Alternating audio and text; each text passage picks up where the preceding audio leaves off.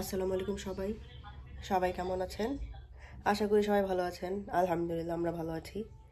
আমি আমার সবচেয়ে পছন্দের জায়গা আমার কিচেন, ওখান থেকে আপনাদের সাথে কথা বলতেছি। আজকের এই ব্লগে আপনাদেরকে স্বাগতম। তো আজকে চিন্তা করলাম আমি আমার ব্লগটা স্টার্ট করি। আমি আজকে রান্না করতেছি ভুনা খিচুড়ি। তো এই আমার ব্লগটা এখান থেকেই স্টার্ট করি। ভুনা খিচুড়ি রান্না করব, আর ইচ্ছা আছে বেগুনের টক করার। বেগুনের টক আমি অনেক আগে করছিলাম, অনেকদিন আগে। এখন আমি জানি না আমার মনে আছে কিনা। ইনশাল্লাহ ট্রাই করব। আর হলো রান্না করব মুরগি, রান্না করবো আলু দিয়ে। তাহলে চলেন আমি ভুনা খিচুড়িটা বসাবো। তো কীভাবে করি আমার ইজি প্রসেসটা আমি আপনাদের সাথে শেয়ার করি। আমি এখানে টোটাল 4 পট নিছি, 2.5 পট চাল নিছি, হাফ পট মুগ ডাল নিছি, আর 1 পট মুসুরি ডাল নিছি। তো এটার মধ্যে আমি আদা রসুন দিব, 2 চামচ দিলাম। আমি তো রান্নার এক্সপার্ট না, আমি যতটুকু আমার জ্ঞানে যা আসে আমি তাই করি আর কি। তারপর আপনাদের সাথে শেয়ার করে ট্রাই করি। পেঁয়াজ দিলাম,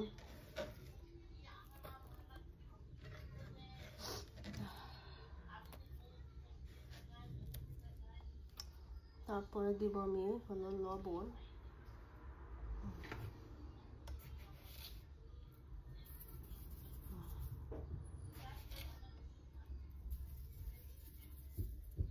পরিমাণ মতো দিয়ে দিব। আপনারা আপনাদের পরিমাণ মতো যেরকম লবণ খান সেরকম দিয়ে দিবেন। হলুদ দিব আমি, যেহেতু এটা একটু হলুদ হলুদ হবে।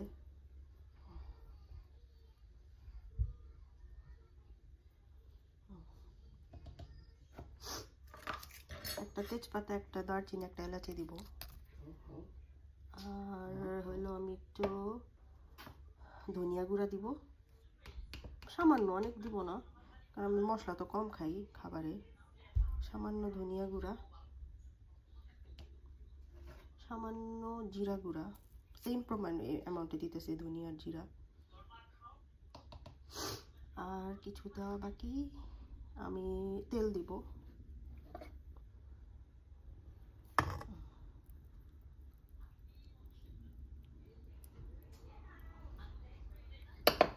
আর হলো পানি দিয়ে দিব।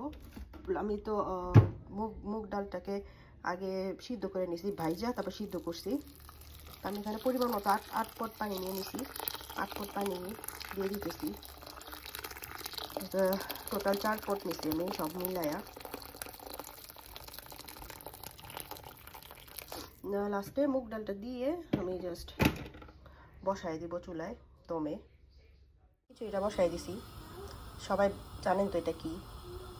আমার একটা আপু দিছে বোম্বাই মরিচ। এইটা আমি কালকে খাইছি, এত সুন্দর ঘ্রাণ। আমার মেবি আপুর গাছের এটা। ভাত খাইছি অনেকগুলো এটা দিয়ে কালকে আমি, খুবই পছন্দের আমার। আমরা তো ঝাল খাই অনেক। আমি এখানে এখন মুগের ডাল দিয়ে দিছি, যেটা আগে প্রথমে সিদ্ধ করে নিয়েছিলাম। প্রথমে ভেজে তারপর সিদ্ধ করে নিয়েছি। হয়ে গেছে, আমি জমা বসাই দিব। আর ওখানে মুরগি বসাইছি, বসাই নাই এখনো, জাস্ট পেঁয়াজ দিছি। আলু দিয়ে রান্না করবো তো এটার মধ্যে আমি এখন দমে দিয়ে দিব। দমে দেওয়ার মানে লাস্ট মুহূর্তে কাঁচামরিচ দিব, কারণ এতে গ্রামটা সুন্দর আসে। মানে যখন নামাবো, নামালে ঠিক আগে দিয়ে মরিচ দিব আমি।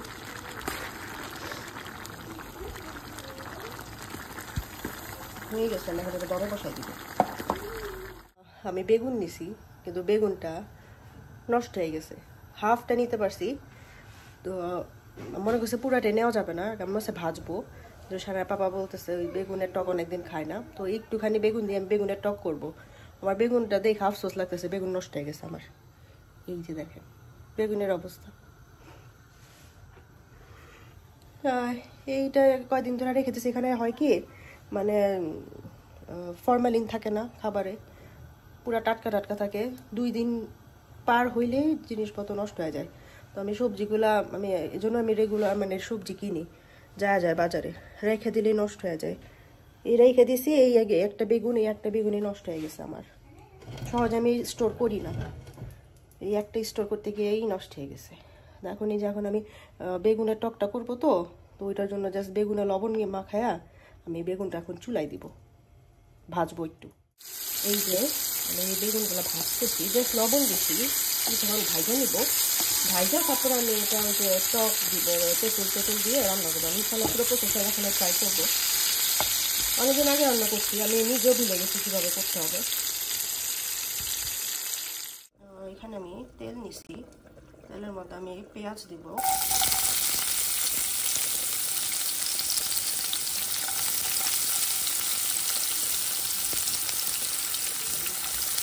আমার নিজের প্রসেসটা আসলে মনে নাই, কিন্তু আশা করি হয়তো পারবো, হবে।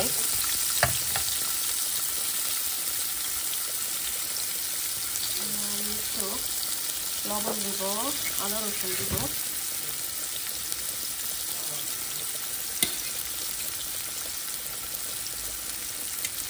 সামান্য পরিমাণ ফ্লেভার আসবে। তারপরে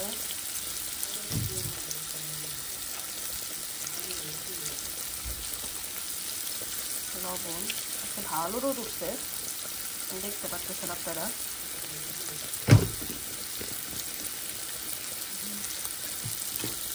লবণ দিয়ে দিলাম। এটা আমার যাতে যদি একটু টক টক দিই, আচার আমি 5 ফোড়নটা পরে দিব, এখন না। মরিচ দিব, গুঁড়া মরিচ,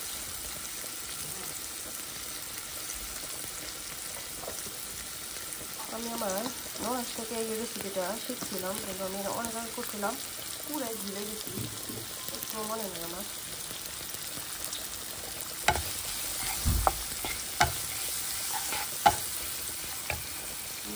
পুরো সেটা দিব,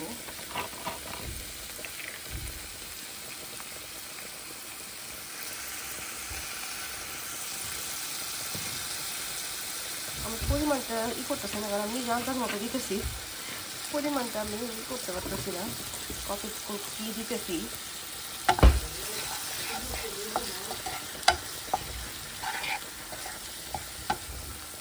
টমেটো দেয়, এটা ইউজুয়ালি মানুষ অনেকে দেয়, বাট আমি টমেটোটা দিলাম না।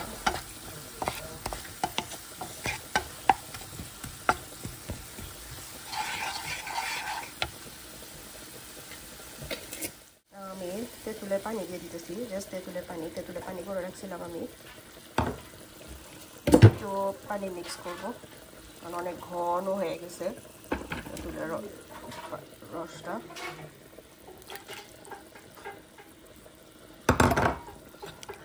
আশা করি আর কিছু দিতে হয় না, আমি সব দিছি।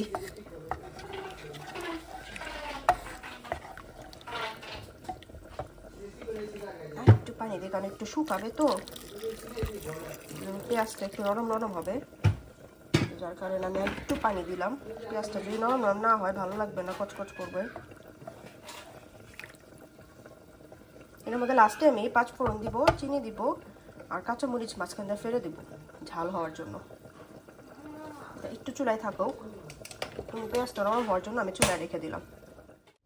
এটার মধ্যে আমি এখন 5 ফোড়ন দিতেছি, অনেক দিব না, কারণ 5 ফোড়ন অনেক দিলে তিতা হয়ে যায়। সামান্য পরিমাণ 1 টিস্পুনের মতো আমি দিব, আর হলো চিনি দিব পরিমাণ মতো, আপনারা দিয়ে দিবেন। অনেক অনেক টক টক খাইতে পছন্দ করে, আবার একটু মিষ্টি মিষ্টি, আমি যেমন একটু তেলটা অনেক টক, তো একটু বেশি দিতেছি। তারপরে এই যে কাঁচামরিচগুলো দিয়ে দিব, লাল লাল কাঁচামরিচ, লাল সবুজ মিলানো সব। অলরেডি আমি অনেক গুঁড়ামরিচ দিছি, তো মাঝখান থেকে আর কাটলাম না মরিচটা।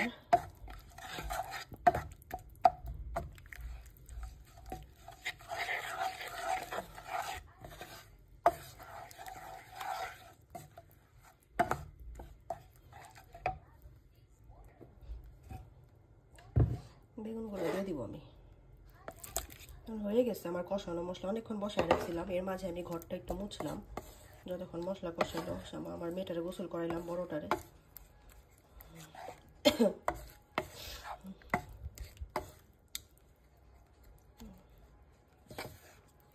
আমি হলুদ দেই নাই, হলুদ আমি এমনি কম ইউজ করি রান্না বান্না, যেখানে দরকার না পড়ে তো দেই না। আমি এখানে মনে করলাম যে লাগবে না, দরকার নাই, দেই নাই। জাস্ট মরিচ দিছি, গুঁড়া মরিচ। এই যে আমার বেগুনের আচার রেডি হয়ে গেছে। আশা করি সব ইনগ্রেডিয়েন্টস আমি দিতে পারছি। আমি নিজেও আসলে ভুলে গেছি কি কি দিতে হয়, কিভাবে করতে হয়। যতটুকু মনে আছে তা দিয়ে চালাই দিলাম আর কি। কতক্ষণ একটু থাকবে, আর একটু নরম হবে বেগুনটা, তারপর ইনশাল্লাহ নামাই ফেলবো আমি।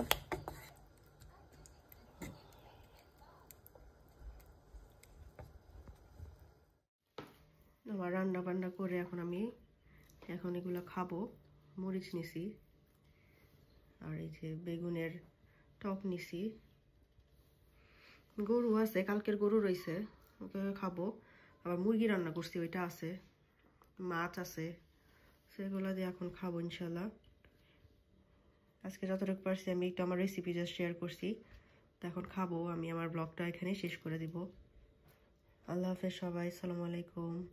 আমাদের জন্য সবাই দোয়া করবেন প্লিজ। আর যারা নিউ ভিউয়ার্স প্লিজ সাবস্ক্রাইব করে দিন চ্যানেলটা। আল্লাহ হাফেজ।